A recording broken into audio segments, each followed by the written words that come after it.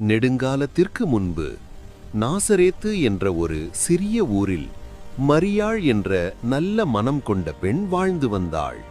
அவளுடன் யோசேப்பு என்ற நல்ல மனிதரும் இருந்தார். ஒரு நாள் ஒரு தேவதூதன் மரியாளிடம் வந்து, "நீ ஒரு சிறப்பு குழந்தையை பெறப்போகிறாய். அவருக்கு இயேசு என்று பெயர் வைக்க வேண்டும். அவர் அனைவருக்கும் அன்பையும் நம்பிக்கையையும் கொண்டு வருவார்" என்று சொன்னான். அந்த நாட்களில் அரசன் மக்கள் கணக்கெடுப்பு செய்ய உத்தரவிட்டான். அதனால் யோசேப்பும் மரியாளும் பெத்லஹேம் என்ற ஊருக்கு செல்ல வேண்டியிருந்தது. பெத்லஹேமுக்கு வந்தபோது எல்லா இடங்களும் நிறைந்திருந்தன. தங்குவதற்கு வீடு கிடைக்கவில்லை. அதனால் அவர்கள் மாடுகள் இருக்கும் ஒரு சிறிய இடத்தில் தங்கினர்.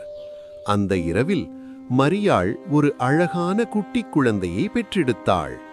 அவளும் யோசேப்பும் அந்த குழந்தையை மெதுவாக துணிகளில் சுற்றி மாட்டுத்தாவணியில் படுக்க வைத்தார்கள்.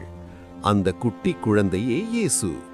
அந்த நேரத்தில் அருகிலுள்ள வெளியில் மேய்ப்பர்கள் தங்கள் ஆடுகளை கவனித்துக் கொண்டிருந்தார்கள். திடீரென ஒரு தேவதூதன் தோன்றி, "இன்று உங்களுக்காக ஒரு சிறப்பு குழந்தை பிறந்துள்ளது" என்று மகிழ்ச்சியான செய்தி சொன்னான். மேய்ப்பர்கள் உடனே ஓடி வந்து குட்டி இயேசுவை பார்த்தார்கள். அவர்களை பார்த்து அனைவரும் மகிழ்ந்தார்கள். சில நாட்களுக்கு பிறகு தூர நாட்டிலிருந்து ஞானிகள் வந்தார்கள். அவர்கள் நட்சத்திரத்தை பின்தொடர்ந்து வந்தார்கள். குட்டி இயேசுவுக்கு அழகான பரிசுகளை கொடுத்தார்கள்.